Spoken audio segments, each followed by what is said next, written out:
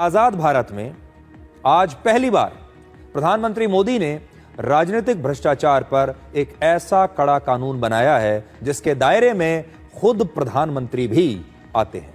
यह एक बहुत बड़ा कदम है और आज ये जो नए कानून के बारे में मैं आपको बताने वाला हूं, आप सबको ध्यान से इसे सुनना चाहिए। आज का दिन हमारे देश के लोकतंत्र के लिए बहुत बड़ा दिन है।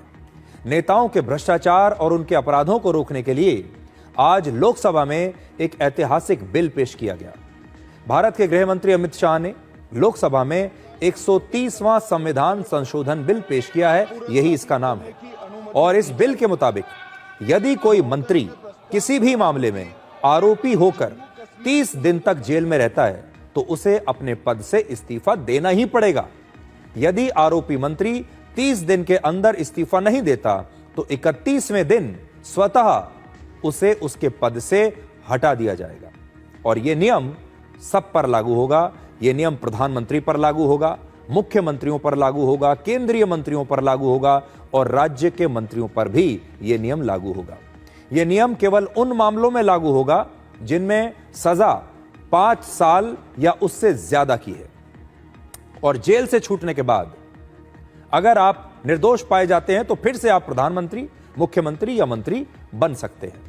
गृह मंत्री ने लोकसभा में इस बिल को संयुक्त समिति के पास भेजने की सिफारिश की है और अब संसद की संयुक्त समिति इस बिल पर विचार करेगी। हमारे देश की जनता जब भी नेताओं के बारे में बात करती है तो सबसे ज्यादा चर्चा असल में उनके भ्रष्टाचार पर ही होती है। अगर आपने देखा होगा, आमतौर पर आप कहीं भी जाएं, किसी भी राज्य में, किसी भी शहर में, किसी भी स्थान पर, तो लोग अक्सर नेताओं के बारे में ऐसी ही बातें करते हैं। मंत्रियों के बारे में, विभागों के बारे में ऐसी ही बात करते हैं कि कौन सा मंत्री कितना भ्रष्ट है, कहां कितना पैसा चलता है, और बात करके उसके बाद वो असहाय हो जाते हैं और फिर ये बात आगे नहीं बढ़ती।